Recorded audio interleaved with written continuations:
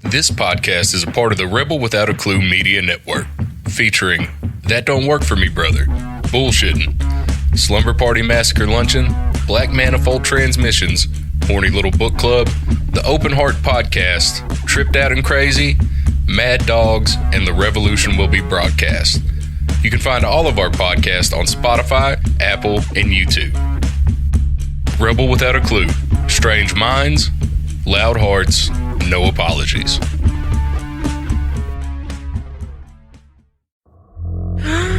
You're all invited to the Slumber Party Massacre Luncheon. We'll tear your soul apart. Drink some of this, Michael. Be one of us. Death has come to your little town, Sheriff. You can either ignore it, or you can help me to stop it.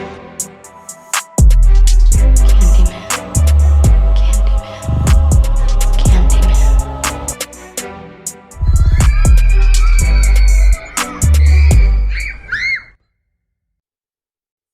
What's up, Ookie Spookies, Goblin Gang, Terror Homies?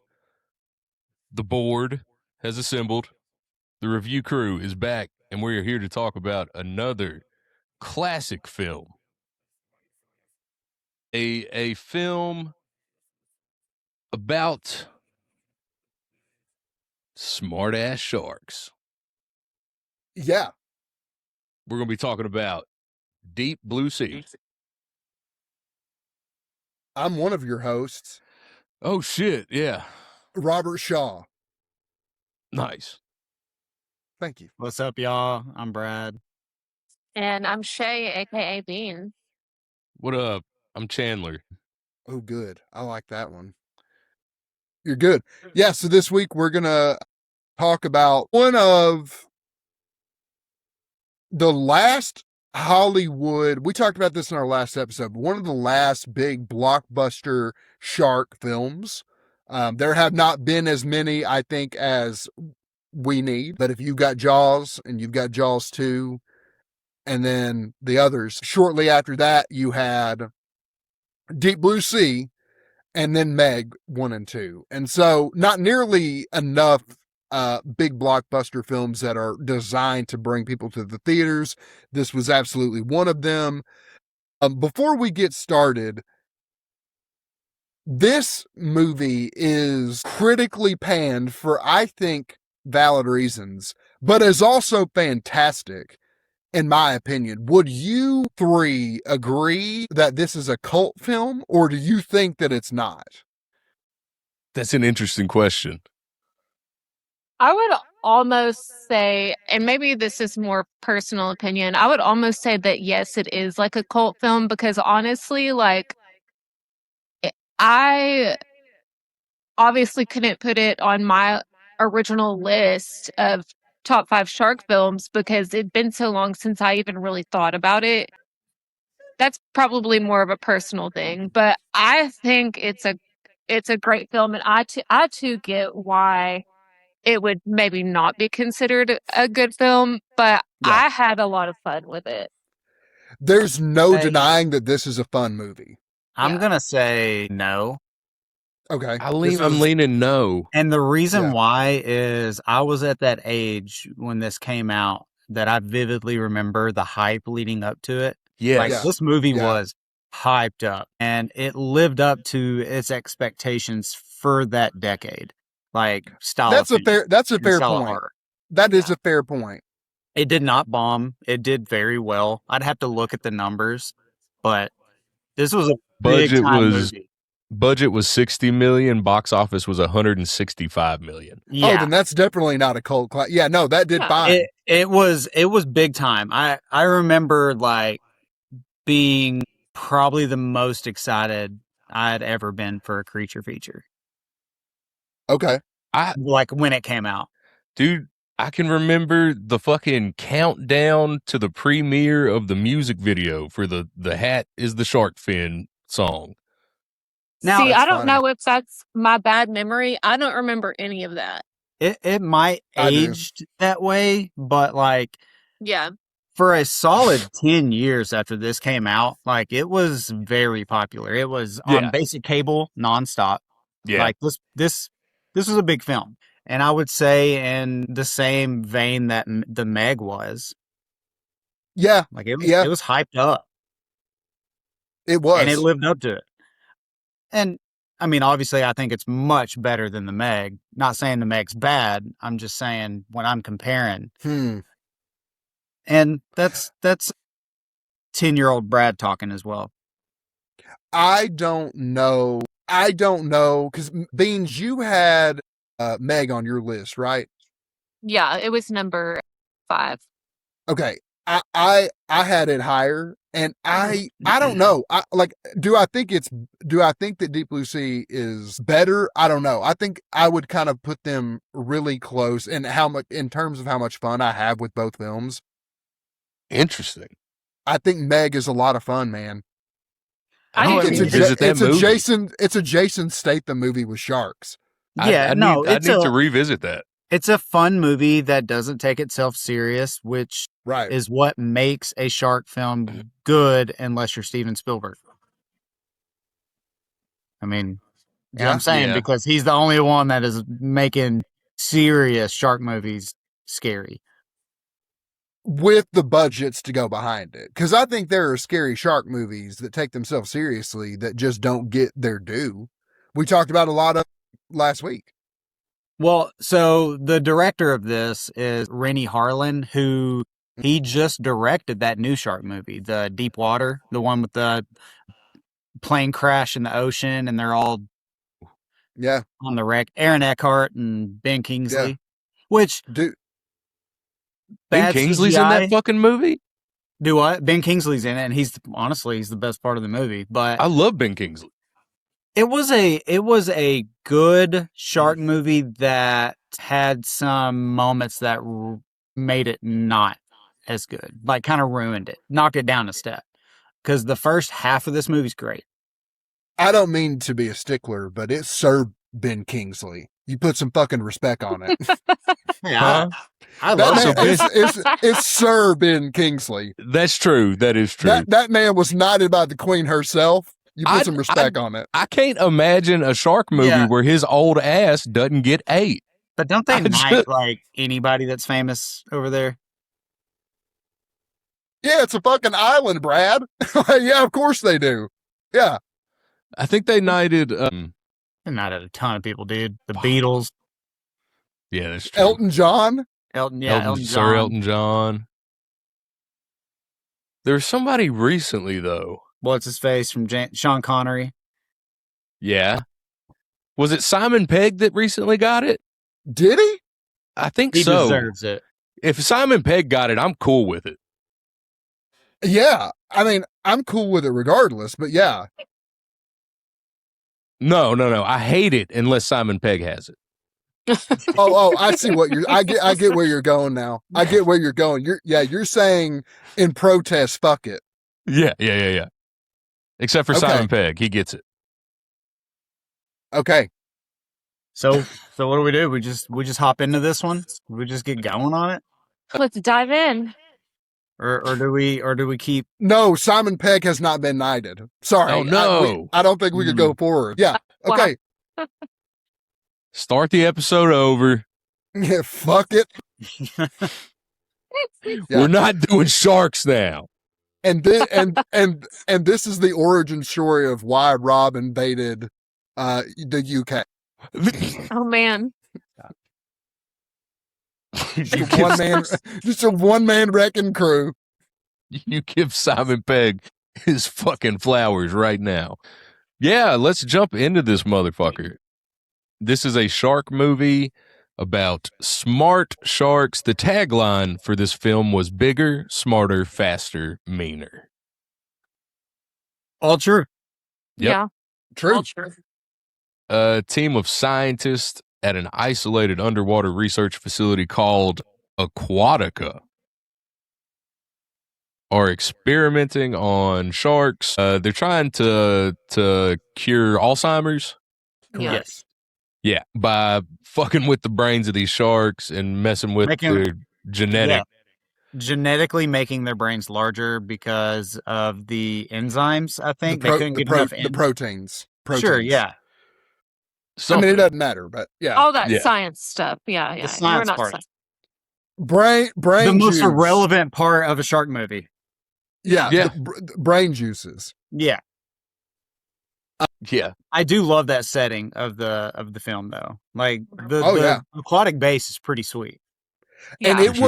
it was a reformed like a military base, or I don't remember. they talk about it in the beginning when they're flying over. So like the movie Oh. starts with a accident where one of these sharks takes out a sailboat. There's people that are killed. It is a publicly traded company that is a biotech company, and it pans immediately to there where the doctor flies out to New York City, and she's explaining to Samuel L. Jackson and his partner that please don't pull the funding. We understand that when the bell rings, you're going to have an impulse to do so, Right. but don't, because we're fucking there. We're so almost there. Please don't do this. And so Samuel L. Jackson says, fine, but I'm going to fly out there with you this weekend. Cause she's got some pretty fucking steep promises where she's like, we're going to solve it this weekend. It's not like we're so fucking close. It's like, you give me 48 hours and I'm going to solve Alzheimer's for you. And he's like, yeah, sure. Okay. So they fly over, and that's where they talk about the history of Aquatica. And I can't remember the specifics, but something along the lines of like, it was either a military base or it was something used. I think it was a military base because they talk about why it was set up the way that it was with all the like holes in the ground or holes in the foundation. I think it was used for submarines. So it was retrofitted. There were like submarine docks and stuff, and that's how they're using it to pull up the like sharks to experiment on them. And is it because they had to keep it like top secret that it's underwater? Well, you can see the top. Yeah. But largely it's underwater. I think it's like 4 or 5 floors too. Yeah. I think it's a combination of it's a biotech company and they're keeping everything close to the vest. But I also think that I think they allude to the fact that because it was a former military base, it was like pennies on the dollar they could buy it. But yeah, so they buy the fucking thing, they fly over it. We are then, when he lands, his reputation precedes him. Everybody's pissed off that he's there because they all know he's there to yank the funding, which is very, in my opinion, unfair because Samuel Jackson definitely presents as open-minded, right? He's not there to kill everybody and they have to convince him. Yeah, he's not even trying to act like big dog. Yeah. Like he's asking questions. He's interested. And absolutely. I mean, obviously, you know why he's interested because, they're funding it, but at the same time, he's being very congenial about it. Absolutely. I don't think he comes into it with the sort of I'm shutting this shit down and you need to convince me otherwise, even though that is very much the premise. But he does, like you said, he's very congenial. He's very open-minded. He's trying to get it, and he's giving them the time that, quite frankly, they don't deserve, which is a whole fucking other episode of the thought exercise of, and what if they did shut it down? What if he said, fuck it, pull the plug? What are they going to do with these 3 mutant sharks? Mm. Maybe, maybe not. I mean, Thomas Jane is definitely going to pull the shotgun out and he's going to fuck it up. But do you think he doesn't know? Yeah, exactly. They don't find out till only a few later. of them. Only the Skarsgård and the chick know. Which chick? His girlfriend or the main? The main chick. You don't think that you don't think she did not know. She did not know. She was mad about it. Fuck, you're right. She did. She said my favorite line in the movie. You stupid bitch. You're right. You're right. You're right. You're right. You're right. And you're right. Susan is the main chick. That way, I'm not calling her the main chick the whole episode. Yeah. But yeah. Susan knows and Skarsgård. Yeah, Jim. Skarsgård. Father Skarsgård. Yeah, Jim Skarsgård. And so, keep me honest. I literally watched this a week ago, but keep me honest. Do they do the experiment and then they do like the celebration? Isn't that how it goes? Like they go downstairs. No. No. They have a birthday party first. Okay, First. that's okay. Yeah. Well, I mean, hey, you got the introduction to Thomas Jane doing his little shark barrel rolls. Flipper shit. Yeah. You know, Thomas Jane's kind of a show off in this whole movie. Yeah. Yeah, an ex-convict, Yep. a former felon who went to prison. Smuggler. Right? He was, yes, I think so. Yeah, I think that's what they said. Yeah, a big ass chip on this fucker's shoulder. Big chip on this guy's shoulder. Yeah. And they kind of like allude that he's sort of like a shark whisperer or wrangler, if you will. And a Honestly, man of few words. Very He talks a lot in this film. few words, a lot of dirty looks. We also like, they're the only ones there. The entire facility leaves for the weekend. So it's kind they of got like a ghost crew over the weekend. Yeah, ghost crew over the weekend, which also silly scene is the people leaving in the background partying. Like On the party barge. like you literally I don't know. It was just kind of goofy. It was It's like goofy. they just threw a bunch of extras on the boat and said, "Hey, dance." Yeah, it was tonally like it didn't really fit in this movie that they did that. Yeah. They could have just been like, "Yeah, they're already gone." But whatever. Yeah. But yeah, so yeah, that was your introduction to Thomas Jane, and they then throw the party for Susan. It's her birthday. That's where you meet LL Cool J and pretty much the whole crew's there. LL Cool J, Michael Rappaport, the Control Tower lady. Yeah. That's where Samuel L. Jackson gives the story. You know, he's making, or Cool J is making fun of him for being the black man in the Avalanche, but right, which precedes one of my favorite parts. But yeah, he was a businessman who went on a trip and was caught in an avalanche that killed people. I forgot how many started, how many lived, the statistic that he throws out. But he survives, and that's kind of. Let's sets that up. Well, and that's why I mentioned it. It sets up your favorite speech. scene. Yeah. I want to table that for when the speech happens when we get to that, because I've got fucking thoughts. So anyway, so they have the party, then they go downstairs while they're at the party, they're kind of alluding that there will be a pretty large storm come through, right? Yep. That's been established. Yes. They go down, they do the experiment, where now leading up to the experiment though is when Thomas Jane and Samuel L. Jackson and a couple of them start noticing the sharks are doing something weird. They're knocking out the cameras. So that's all leading up to this. The sharks knock out all the cameras. The shark, when he tranks it and he lifts up the gun to trank it, it pauses, like, you know, it recognizes the gun. Right. And that's where Samuel L. Jackson's like, he recognized that gun. So that's, you know, they're smart. It's all setting up for what's to come. I will say that scene that you just mentioned where it was his turn to trank him and everybody was on pins and needles because it was a very tense situation where they were all basically like, get the fuck out of there. This is very tense. Well, yeah, he's swimming. He's freely swimming underneath the facility because he's got to get to the platform. Right. But they're all fucking panicking and this is going down. So yes. Yeah, they lose. I think it was set up well that it brought tension, but also didn't quite blow the plot either. Right. Not yet. But you know it's coming. Well, we watched it multiple times. Yeah, we knew it was fucking coming. I don't know that at the time I did. I watched it. I knew it was coming. I mean, you saw the fucking movie before you saw the fucking movie. It's a shark movie. We know it's Yeah. coming. The tagline is smarter and meaner, right? Like we knew it. Yeah.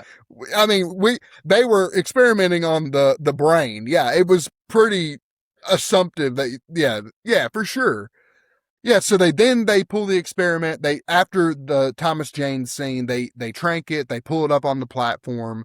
They begin to apply the equipment that to make sure that they have imaging and precisely get into the brain to get the proteins they need. There's a couple soft jump scare moments with like the shark rises. They're able to, I mean, y'all correct me, I don't think there's a lot of fanfare in this moment. Just a lot of tension because of the previous jump scare. Insert the needle, pull the compound, put the compound over to test it to see if it works. It takes dead brain tissue and it fires the neurons, so they are up and going, thus proving the point that in the 48-hour window they can make it work. So it does. It works. They're able to harvest that protein and it does make, neurons fire again. They've got their fucking cure. Everybody is dancing, excited. And then the dumb parts start to go down. Yep. So fucking Skarsgård couldn't just smoke in another area. I'm gonna go smoke right by its mouth. Right by a goddamn shark, which I'm not a scientist, but I have to imagine that Susan would be like, don't do that, right? Fuck sterile environment. Like, they just don't care. Like, Yeah. it's insane. It is fucking insane that and what's funny is He tries to pulls light one that out. cigarette like 5 times before that scene. Thank you. That's what I was about to say. He tries multiple times and he finally kind of gets away from them next to the shark. That's where he tokes up. Shark comes out of it, snaps his fucking arm off. And this is where I think the movie starts ratcheting it up and getting real fucking fun. Oh, yeah. He's bleeding out. They call to the tower. Again, they're in the middle of what I can only guess is either a tropical storm or a hurricane. And Thomas Jane does try to kill it with the shotgun that is conveniently placed where like a fire axe would be. Yeah, it's a fire axe thing with a shotgun in it. Yeah. And they stop him. Yeah, well, Susan does. Yeah, right. Susan tries to stop him. I really enjoyed their exchange of looks right there. Because, like, there's like a what the Hello, fuck are Cool you doing? J makes a comment later on in the film about their sexual tension. Oh, no. Well, he does, and it's great. But I mean, like, their looks of, like, she looks at him like, how dare you? Why would you blow our experiment? And he looks at her like, he knows. That's where Brad, you alluded to. I think at that moment, I think he realizes what is happening. And I think he's like, are you fucking for real? Yeah. Like, I think there is an unspoken, like, this is the way. You know that we need to fucking kill this thing. Yeah. Yeah. So they don't. And then Skarsgård is bleeding out. They call in the tower. A helicopter comes in to pick him up. They get him all strapped into the helicopter. Helicopter takes up their winch. They're hovering. The winch starts fucking up and drops him into the water. And See, then, I just knew a shark was going to jump out of the water and grab him, and it didn't happen. Yeah, honestly, I did too. I knew that part was coming, but I forgot the specifics of what happened. I thought that it was going to jump up, grab, and pull. Mm-hmm. But it doesn't. They drop him into the water, and he's just bait, right? Like, he's fucking bait. So they pull him. The sharks take him like you would a small boat, and they just pull that helicopter until it hits the tower and explodes, which I have to pause here. Do we assume that the sharks are smart enough to preemptively plan this? I didn't assume that's what they were doing. I just assumed that's kind of how it went down. Like, I also took that, but like with how smart they were, it's also dicey. Like, well, they're sinking. I guess they could. Their goal was to sink it so that they could escape. Okay. I think the shark knew. Okay. It's not super in your face though, in the film. Oh, for sure. Whether or not Yeah. they're making these like schemes to do certain things, but I think watching it as an adult now, I think that was the intention, but still unsure. I mean, I kind of like that it almost could go either way. I agree. I like it. Yeah, on if the sharks always know what they're doing, because I mean it's clear they're trying to take these people down and eat them and whatever, but there are moments where it almost seems like, okay, this is just how it happened, or is everything pre-planned by the sharks? It definitely leaves it, some of it is left up to interpretation. Yep. Yeah. But the sharks are definitely like setting traps and like Mhm. using pack tactics and shit like that. Like, Oh yeah. Mhm. Like little freaking ocean velociraptors. mhm. Exactly. Yeah. Actually, Yeah. that's a really good point. Yeah. Yeah. And sharks don't do that. They don't hunt in packs. Mm-mm. So yeah, they're getting smart. Mhm. Yeah. All right, so you got something? Go on. No, keep I going. was just gonna so the tower's blown up. They're down in the area where the testing was done, and then they're all freaking out, arguing, trying to figure out what to do next, and that's where Samuel L. Jackson goes, "What is that?" Yep. And they look through the glass, and you see Skarsgård being held in the mouth of a shark, and it launches it at the glass and shatters it. Which was great scene. I love that scene. That is Yeah, awesome. it is an awesome scene. Yeah. Which proceeds to flood the entire thing. And Right? you get Thomas Jane missing the stairs because he dives and he misses. Drink. But he gets out. But still, like that was kind of like the first scene where you're like, this dude can't stay on his feet. Yeah, He's man. doing too much. He was does a doing too lot in much. this movie. I wonder how many bruises he acquired. And Thomas Jane in this movie has fully convinced me. I've always kind of thought this, but Thomas Jane fully convinced me in this movie that he's kind of like that asshole actor who is like, I'm gonna rodeo it and do my own thing. Like Mhm. the budget Tom Cruise, who's like, I'm gonna do my own stunts. Like, oh, I'm gonna add something here by, spilling out. Yeah, I just think that there's a lot of unintentional Thomas Jane moments. Oh, Yeah. like he's making a lot of choices here. Yeah, that's exactly what I'm insinuating. Gotcha. I think he's making a lot of choices that were not necessarily in the script. Yeah. Some of them I think most certainly were. There are a lot of them that don't add to the plot in any capacity, which is not necessarily uncommon for this movie. I'm gonna add in real quick. I love Thomas Jane. Yeah. But it's just funny. He's hit or miss for me. I mean, great Punisher. Dreamcatcher. I love Thomas Jane. Oh yeah, Dreamcatcher. Yeah, solid. Yeah. Okay, so keep going, Brad. They flooded. Yeah, so I mean, they open up the steel doors or whatever, and they're pretty much in the hallway now. Like, okay, now what do we do next? Now, correct me if I'm wrong. The next sequence is them getting into the what do you call that room with the pool? Is that not the next location? Yes. Yeah. Yeah, broken. Yes, broken up with. We also get LL Cool J. LL Cool J. Kind of trying to figure out his surroundings and how to get out. Yeah. Right. Looking for he Bird. has no idea what the fuck's going on. He has no Like- idea. But he's just looking for Bird, who's saying A his menace. butt's fat. Yeah, who's literally calling him fat off in the distance somewhere. They had a very strained relationship, him and that bird. Yeah. It was not healthy. No. Man. Unfortunately.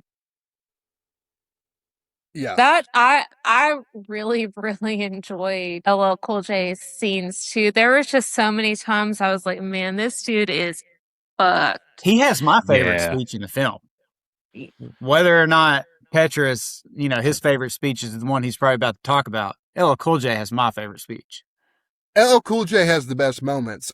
Samuel L. Mm. Jackson's speech Yeah. that is coming up is iconic for silly fucking reasons. Right. Yes. It is ironically good. It's not a great speech, right? Yeah, It is ironically good Yes. because of how fucking silly what happens after. So they get them in the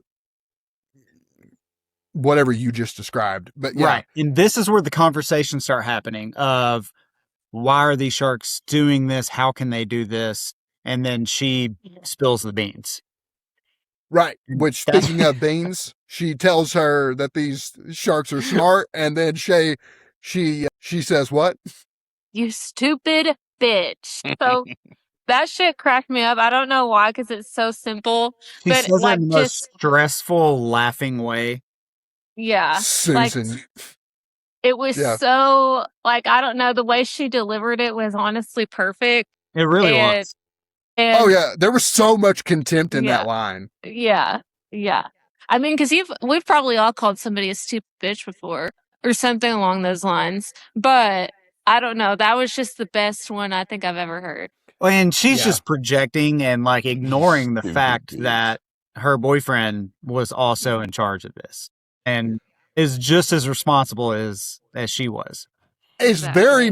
very much responsible for his own death. The motherfucker couldn't light a cigarette somewhere else, anywhere else. Anywhere.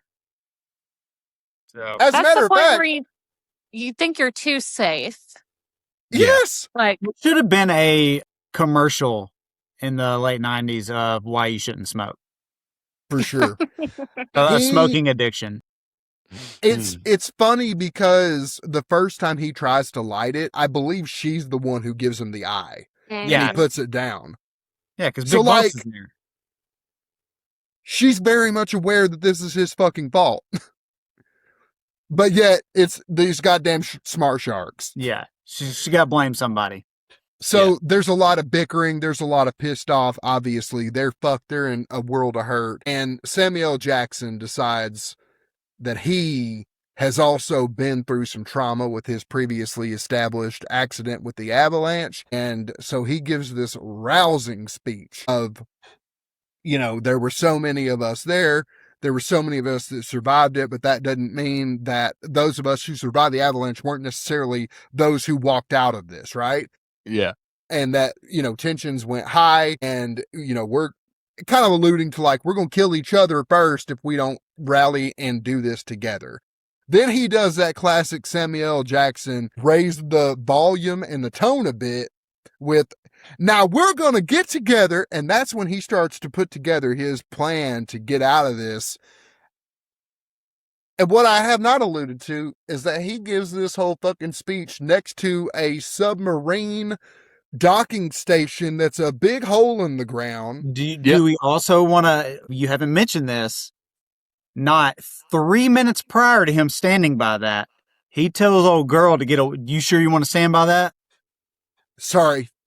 That's true. He did. He do that. warned her and then went and did it himself. I kind of think so again, he goes to the speech and I don't know if y'all caught this, but he tells her that, right? And then he gets up there and where he's standing is a little bit platformed, right? I think he goes to grandstand there. I think he's less conscious of what's happening and where he's at and more just that he needs to be in an elevated place to deliver this rousing speech to get the crew together. Obviously, fucking shark comes through mid-sentence, grabs that motherfucker and takes him down. He's dead. Yo. Blood coming through the water. Great practical effects here. Now pause. The whole spiel with his previous history is absolutely pointless and is not at all useful in this movie whatsoever other than to make this scene ironic. Are we in agreement? It bears nothing to the plot. It Absolutely. doesn't help. It doesn't aid to his business. It sets it up in that scene with LL Cool J. And then you don't use it whatsoever until you get to here. And if anything, the bare minimum, you're kind of establishing that he has been in a time of crisis, which makes this all the more dumber that he gives this speech in a crisis because he's been in one, and then he gets killed because of his lack of situational awareness. That's what makes this scene the funniest for me, is that they established this trauma-driven dude for no reason. He is a lamb to slaughter. He could have the same kill. I think I agree. The same kill could have happened without that background story. Yeah. Like, he still could have given some, like, this is what we need to do. Stop attacking each other. We got to figure out how to get out of here without that background story. I think, and we still could have had that great shark kill. Yep. But I don't want Samuel Jackson being tame in my movie. I want him to do a grandstanding speech. That's why he's in this film. That's why he's in all his films. Yeah, fucking Coach Carter. I'm tired of these motherfucking snakes on this motherfucking plane. I mean, that's what you bring him in for. Yeah, talking about Django Unchained, Hateful Eight. Yeah. Which kind of makes me delivering think, hey, over the top lines. Pulp Fiction. Did somebody already say that? Maybe we should do a Samuel L. Jackson episode. Yeah, so he gets killed, and then all hell breaks loose at that point, right? For sure. Is that when the flooding starts getting worse? Or do they just all get the fuck out of there? Because that's the part my memory. Yeah, water shoots up out of the floor from the pool, and because the thing that was decompressing it or whatever, and not allowing it to flood fails, and so water starts shooting up to flood in the area, and they have to get through that door. Yeah. Gotcha. Then we get a cut scene with Samuel LL Cool J. I'm sorry. Yeah. LL Cool J is one of the L's. He is. That's when shit starts flooding for him. That's where he realizes this is a shark issue. Right. He's going down the corridor and he sees a fin coming towards him. Yeah. Oof. That part is cool. I like that part. That whole scene is really intense, to be honest. I love it. I love that. It chases him into the kitchen. He gets into the oven. Right. Yeah. He gives me one of my favorite speeches. That's one of the best sequences in the movie, I think. Yeah, I love it when he's hitting the top with the top of the oven with the axe. Yeah. Mm-hmm. He's talking to God. Yeah. Great scene. So good. One of my Chef favorites. dies in his own oven. Yeah. He should have died so many times. Absolutely. Yeah. This whole Cool J movie probably was like, I'll do your film, but I have to live. I mean, I think that's fair though, because I was like, yeah, this dude's he's outie, and man, he was really, I think, my favorite. Definitely some of my favorite scenes in this whole movie. He had a great character. Yeah. I'm going to be real with you. This might be a controversial take, because I also agree that he's one of the best characters. I'm glad that he is one of the people that survives. But they basically ripped a page out of Anaconda. Fair. Yeah, Anaconda was first by like a year. By like a year, barely. These very well could have been filming at the same time, for all we know. That's crazy, though. Yeah. They took an ice cube, where they just it had very similar vibes, to be honest. Well, there were a lot of times that the 90s were big on rappers, finally becoming like movie stars. Like you start seeing them step into a different role of entertainment. Oh yeah. Yeah. Ice Cube, LL Cool J, Shaquille O'Neal. Queen Latifah. Busta Rhymes was doing stuff. I mean, there's a lot of them. It was in the 2000s, but Ja Rule did a lot. Tone Loc. Yeah, Yeah. He was on. Ja Rule was on camera. Yeah. Dude, Ja Rule was in action movies. They weren't good, but No, he that's was what I'm saying. acceptable. There was a Did camera. you of say Tyson. ludicrous? Ludicrous. Yeah, I mean, a ton of them. Shaquille Yeah. O'Neal was a rapper. Oh, That yeah. one album. Yeah, that's true. Yeah.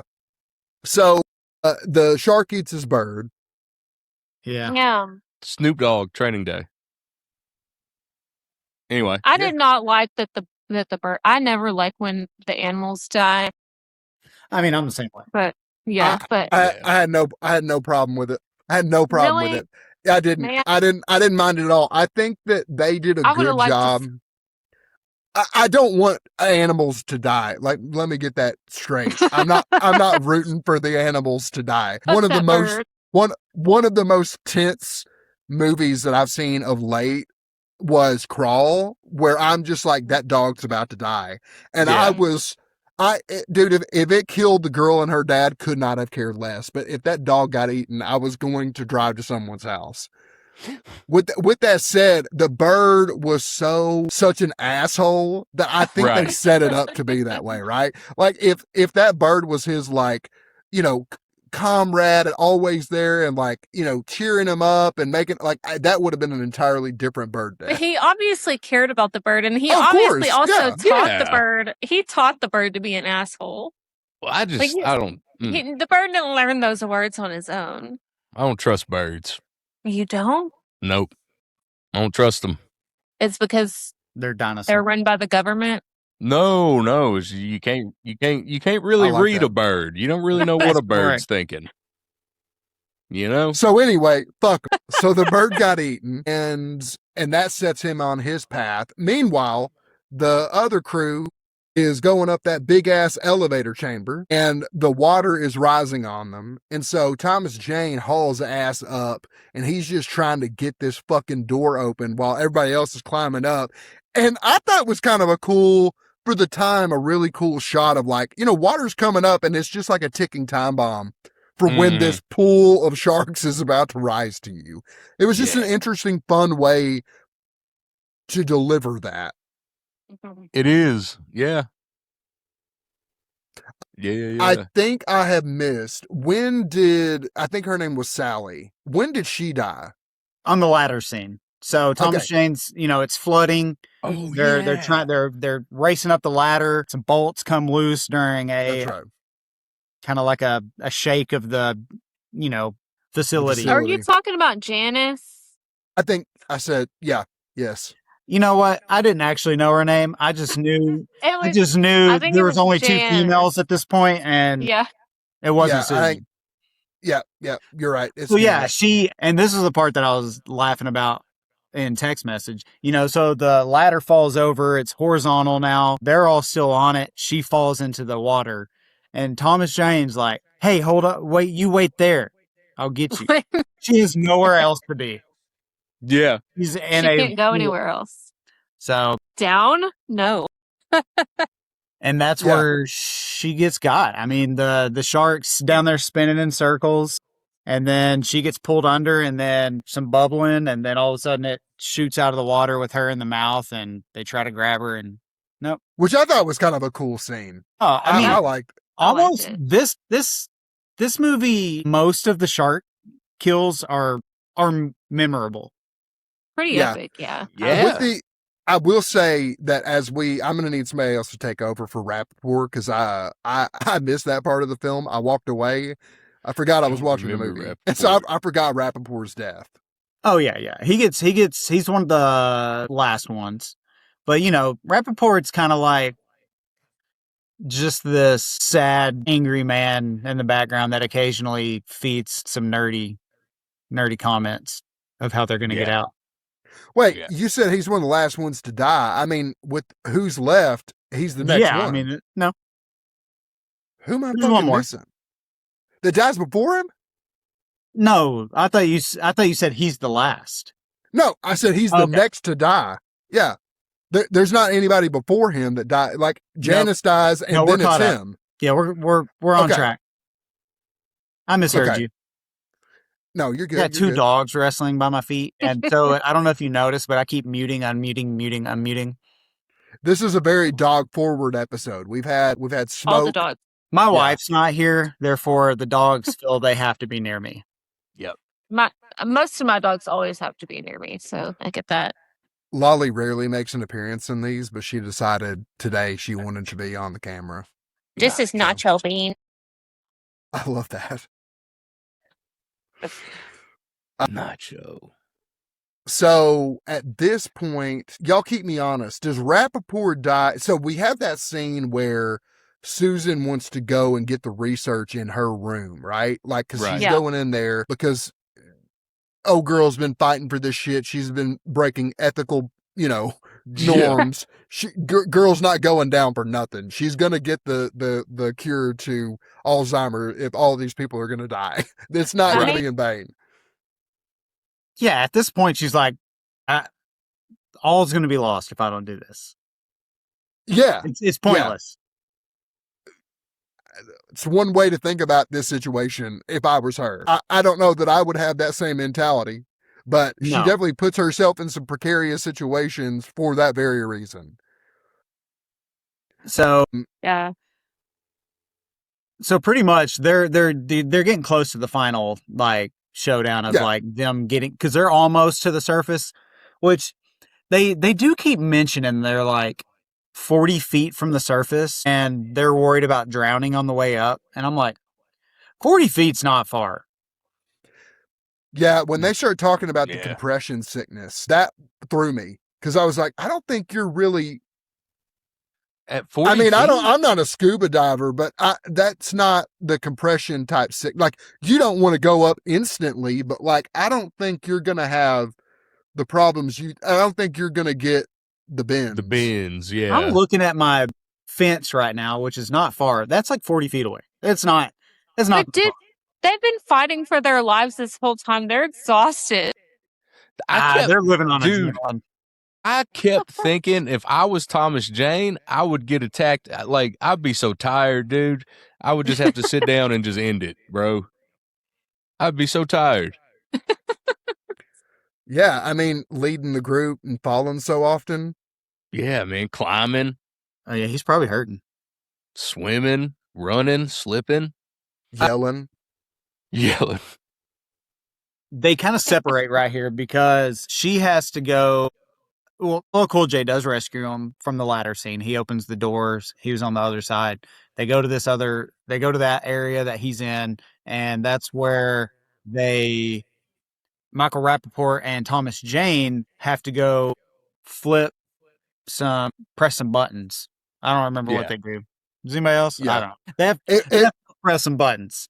Is that when I they're bel- underwater with the electricity and stuff? Yeah, and simultaneously in the other room is Susan is in that flooded bedroom in her undies, with the shark swimming after her. And Oh, yeah. so like, she takes the conduit off the wall. conduit off the wall and stands on her uniform. Her neoprene Yeah, wetsuit. Wetsuit. and Jaws 2 scene sticks the conduit in its mouth. Yep. My That was autism tight. my autism got me out of that scene. Cool death for the shark, right? I love the electrocution, but like, you still have a live conduit in the water. How are you going to get out of there? Yeah. And it doesn't really, if I'm not mistaken, it just my God, it just dude. moves to the next scene, right? Yeah, I didn't think about that. Yeah, it's a lot. It's not like there's a switch and she turns the switch. No, dude. She sticks a live wire, blows the shark up. It is still in the water, electrocuting, and she's just takes a deep breath. That's not how electrical does not run out. It doesn't go, all your gasoline's gone. No. It just keeps going. Unless the shark blows a fuse. Mm. Maybe it completed a circuit. Maybe. These sharks are bigger, faster, smarter, meaner, We'll more go with conductive. Rob's. We'll It go with may- Rob's theory. It makes more sense than what happened. Exactly. Then this bitch jumping and frying herself.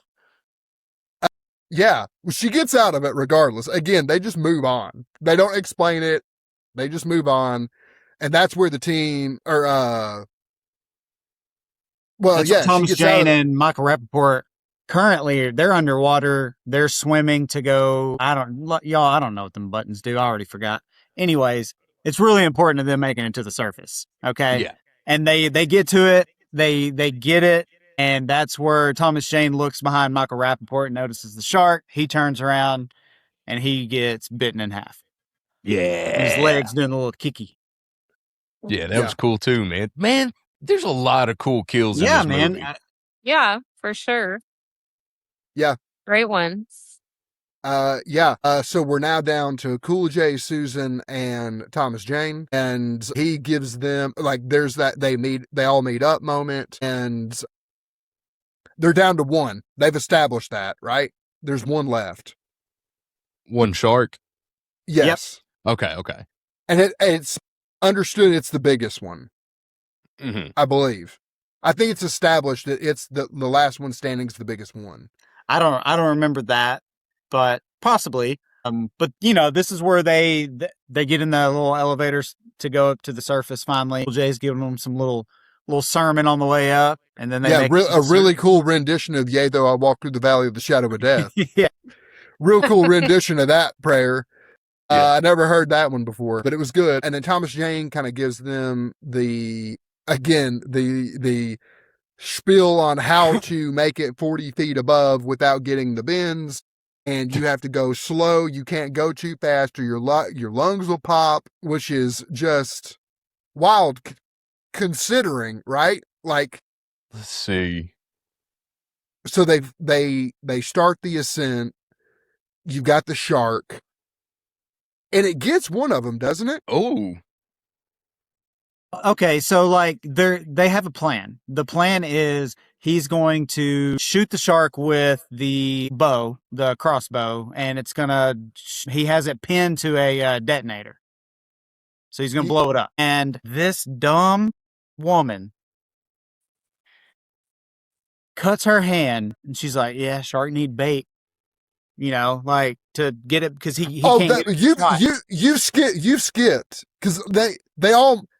If I'm not mistaken, they all get up there. It's all three of them, right? And then LL Cool J gets not incapacitated. Killed. Yeah, right. Okay. He gets bitten. Yeah. You can safely ascend. You can safely ascend without getting the bends from 30 to 60 feet. Yeah. So start hustling. Did they have Hustle in 1998 or 99? Bro, they had a $60 million budget. and they're, I don't know, man. I think the people, I don't know. Well, it seems like if that was a plot point, you could have just lowered it instead of 40 feet to 100, right? Right. Make it 60. Anyway, so Cool J gets bitten on the way up, and he is being, thrown around like a rag doll, pulls out his buck knife, stabs it in the eye, gets away. He's kind of incapacitated. Was it? I thought it was a knife. Cross. It was the cross. His necklace. It was the cross necklace. You're right. Gets it with a cross knife, and he's incapacitated in one of the ruins, like in the ruins of an office or some type of building. And that's when, Brad, what you're talking about. Yeah. I mean, you got the great plan. The plan to shoot it with the crossbow that is attached to, what was it? What was it attached to? And it's some explosive. Yeah. Why is this even here? But I think it's C4, isn't it? I think it is plastics. Yeah. That's which just, is wild because that's a pretty volatile. It's just convenient to the plot. We're not worried about it. I'm not autistic. Yeah. There are lots of well-placed plot devices in this movie. It's mainly well-placed plot devices. Well, I mean, there's a lot of, just lack of common sense, which is what I'm leading to. This lady, to draw the shark closer, cuts her hand, and instead of waves her hand through the water, jumps in. Yeah. She jumps in. Come to mama. Yeah. Yeah. Jumps in. It was when she could have just dumb. Went to one of the step down, waved her hand in, here's some blood. Even even less dumb is cut your foot and dip your foot in the water, right? Like at least then you don't have to like lean over. Just dip a toe in that bitch.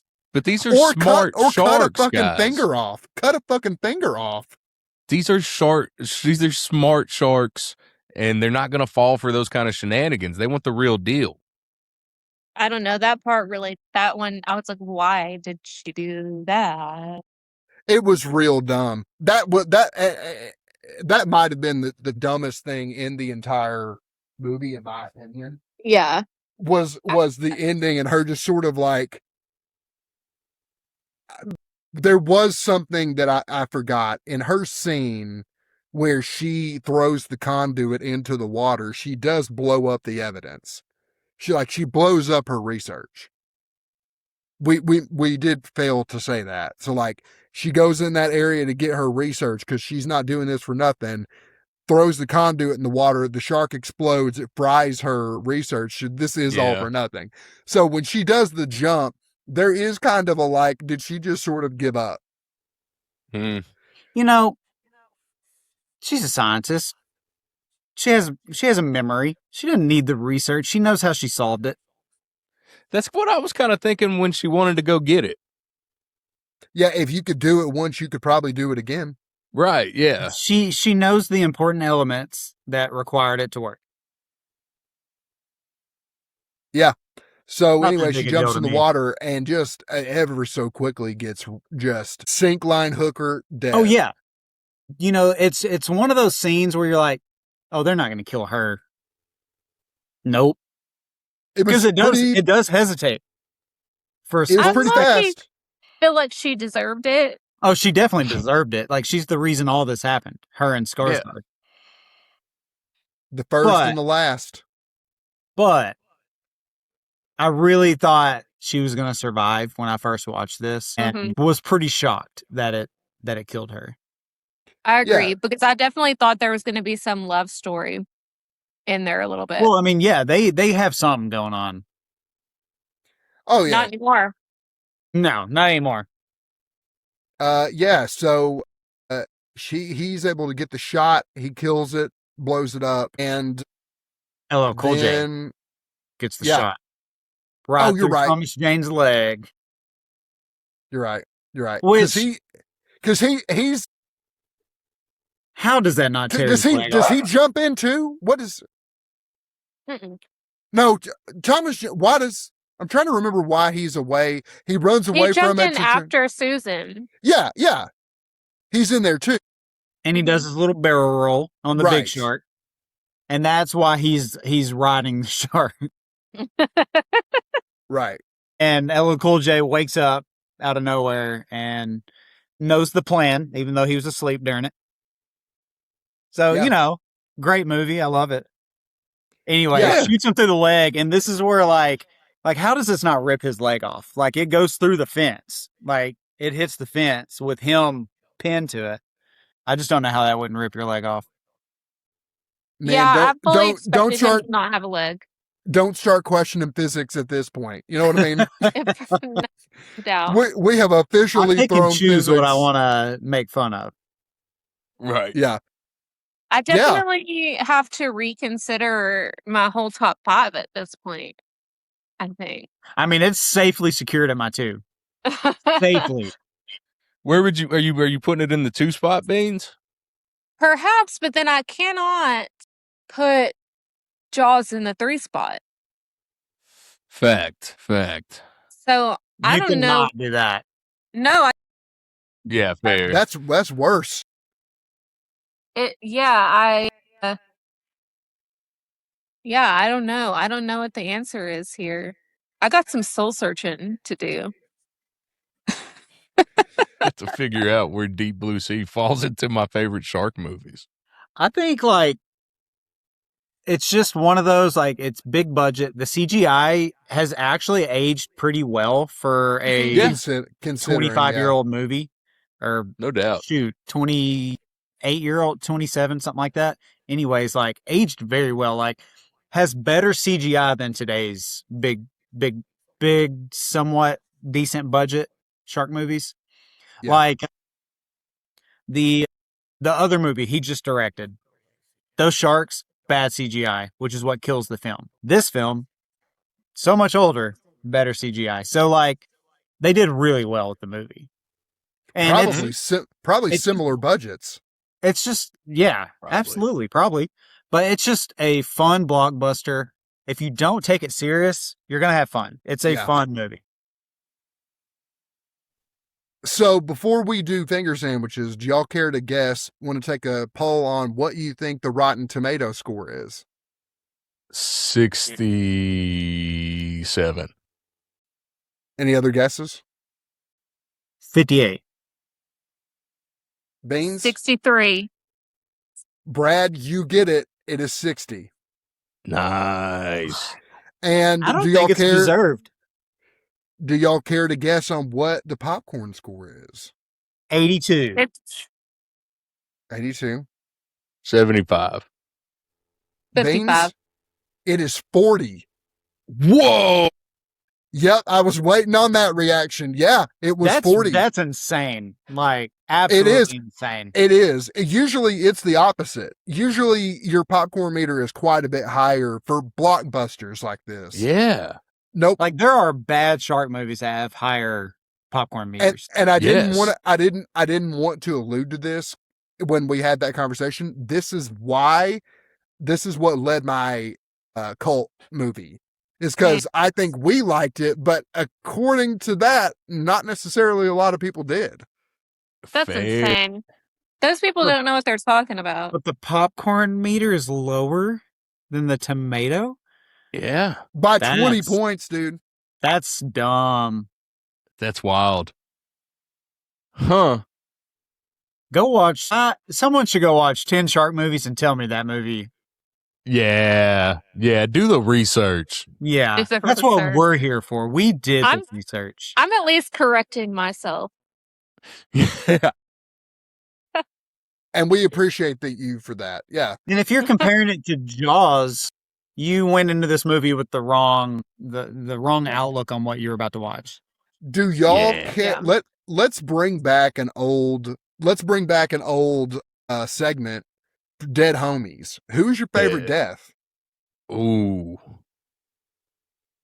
If you're gonna pull one out for Dead Homies. I really like the whole scene in the elevator shaft with the sharks coming up and that death. Jan? Yeah. That's what I Michael was going to say. Rappaport is my favorite because I love the leg kick. It's like such a small comedic element, like, or maybe not comedic, but like, I don't know. As a kid, I thought it was funny. Yeah. I'm gonna go for Skarsgård. His technically 2 deaths, right? I love that they grabbed him, chomped onto him, and then I also love that they chunked him through plate glass. Yep, cool. Y'all want to do some finger sandwiches? Anybody go. want to lead? I'll Oof. go before I stop recording. Go. Yeah, go for it.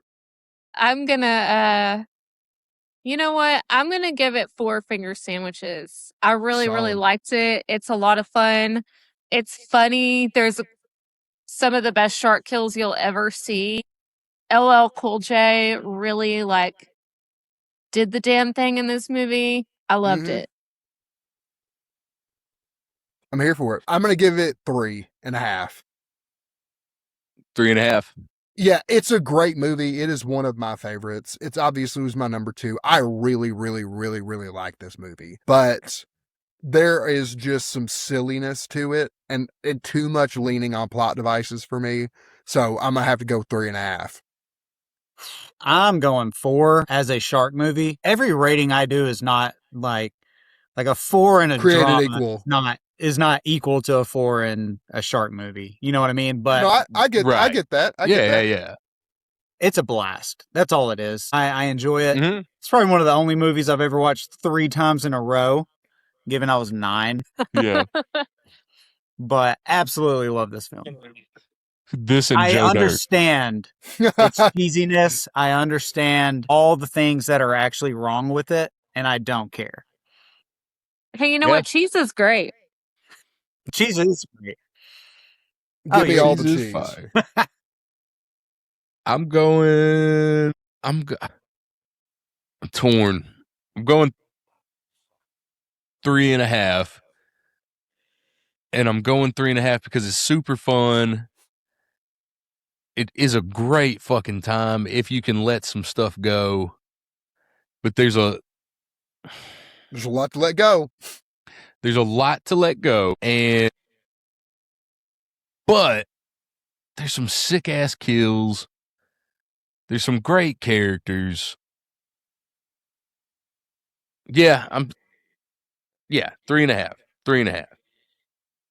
Because there's a lot of redeeming stuff, but it is just kind of silly. I love it. Yep. I'm here for it. Cool. Yeah. Hell of a review. We got any books to talk about? Oh man, honestly, I'm ready to hear you finish the horror and you tell me about some books. You know what the shark book I thought about just now, actually? The Raw Shark text. Have y'all read that? I think I loaned that to you at some point, didn't I, Rob? Yes, that was so fucking good. So you've got to read it. It's insane. Okay. And it's bonkers. It's so good. Yeah, it's a whole experience. Okay. Yes. But if you want like a creepy shark book and take the term shark a little loosely. Yeah. But check out the Raw Shark text. It's okay. It's crazy. It's like a shark book with fantasy and like Fuck, say less. Kind of bizarro. Bizarro, I would say, like, just the main character losing his fucking marbles is what it sounds like. Definitely bizarro. But it's good. I forgot about that book. Good call. Yeah. I mean, I did finish this past week. I've been doing the back catalog of David Sodergren still. I still got a few more to do, but I just read one of his first few novels, which is Dead Girl Blues. That's the one I told y'all had started last week. Got you. Dude, so it's a slasher noir. Ooh. And it's got heavy themes. It's about this girl who, on her way to work, a girl comes out of the alley. She's just been stabbed, dies in her arms. Nobody cares, So she starts to dive into this girl's life, figure out why she got stabbed, who's after her. Anyways, and she undercovers this underground snuff film world. Ooh. And she gets so deep in it that she becomes part of it. Nice. Like, dude, it's messed up, but it's good. I'm gonna read the fuck out of that, dude. Sodergren's great. He has a really good balance on serious and absolute cheese. Like, some of his novels are very cheesy horror, but they're fun, and then some of them are very heavy, like that one, Dead Girl Blues. Okay, dude, I'm gonna go ahead and put that in the cart. Yeah, I mean, like, it's pretty much like you take this, think of the idea of fake snuff films aren't enough. We have to now start making it real. Oh, yeah. So it's 8mm style. Yeah, yes. Very similar to 8mm. Nice, dude. I love that movie. That movie's fucking twisted. Yeah, dude. So, yeah, man, that's all I've read in the last. I did read, which is not horror related. I read another S.A. Cosby book, but because he's freaking awesome. I read Blacktop Wasteland. That one was good. I've heard. Yeah, it's a good one. Nice. It's about a heist gone bad, but ooh, I try to stay away from my non horror stuff on here. But yeah, I'm currently reading another Brandon Sanderson.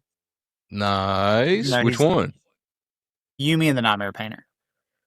That sounds good. Which is one of his hidden project books. Okay. It's a standalone. I love his standalones. Yeah. Well, because his secret projects are told by Hoyd, which is a character who's in every single book. Yeah. So, aka Wit is another name for him. But yeah, For all No you horror doubt. fans out there, I'm sorry. I'll stop talking about Brandon Sanderson. Furthest from horror. I finished that book Rabbits. It was definitely not horror, but it was A good, little dude. weird. No, Definitely weird.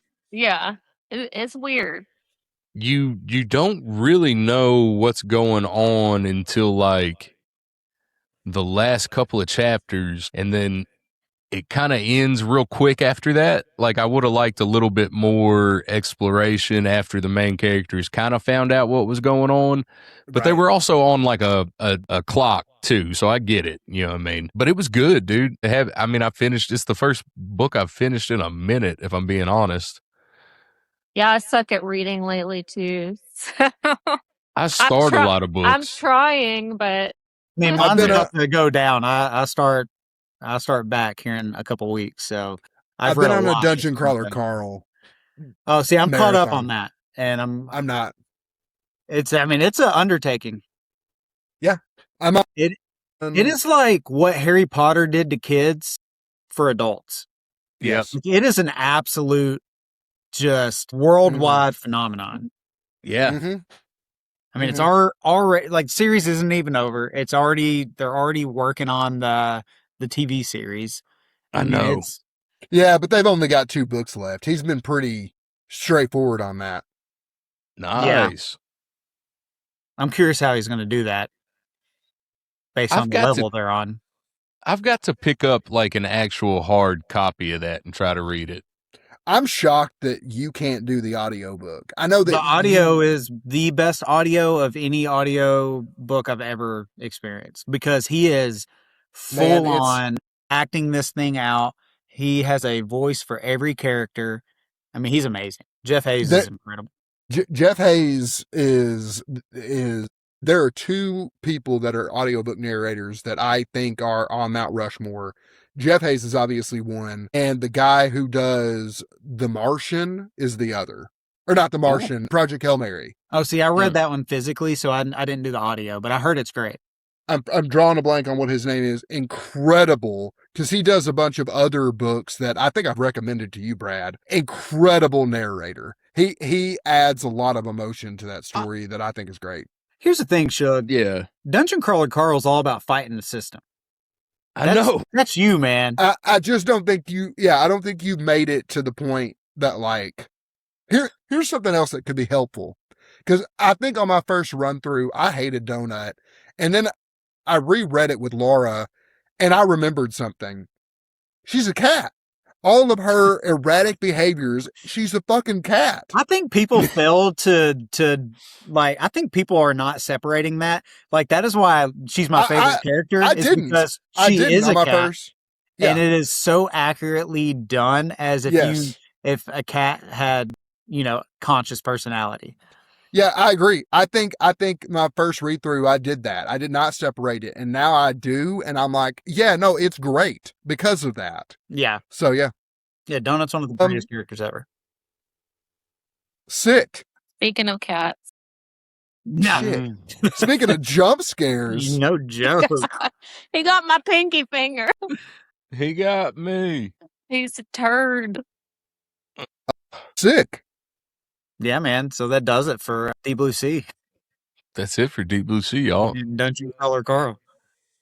If you enjoyed listening to this episode of the Slumber Party Massacre Luncheon, you can check out all the other podcasts on our network. We're the Rebel Without a Clue podcast network. www.woaclue.com. Brad, where can they find you?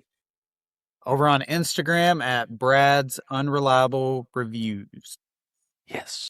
To get all your horror, sci-fi, fantasy, and the occasional, very, very occasional drama. Nice. Beans. You can also find me on Instagram at Shay Higgerson Photos if you're into concerts and zoo animals. I love both of those things. I do too. Yeah, and you can check out Rebel Without a Clue on Instagram at rebel_WOA Clue. UOA Clue. I need to be more clear about that. Get on Facebook. Follow the Midnight Mass with Reverend Wright and Brother Herman Innards for live show updates. Should have something for September and October here real soon. Let's see. I think that's all we got cooking right now. That's not true. We got a ton of shit going on. I just don't feel like listing all of it right now. We're dropping new podcasts. We're putting together live show events. We're throwing together a concert. I have no fucking clue what I'm doing, but I'm having fun doing it. Love it. Until next week, be sure to check under your bed for the monster and over your shoulder for the boss. The luncheon is fucking over. Nice.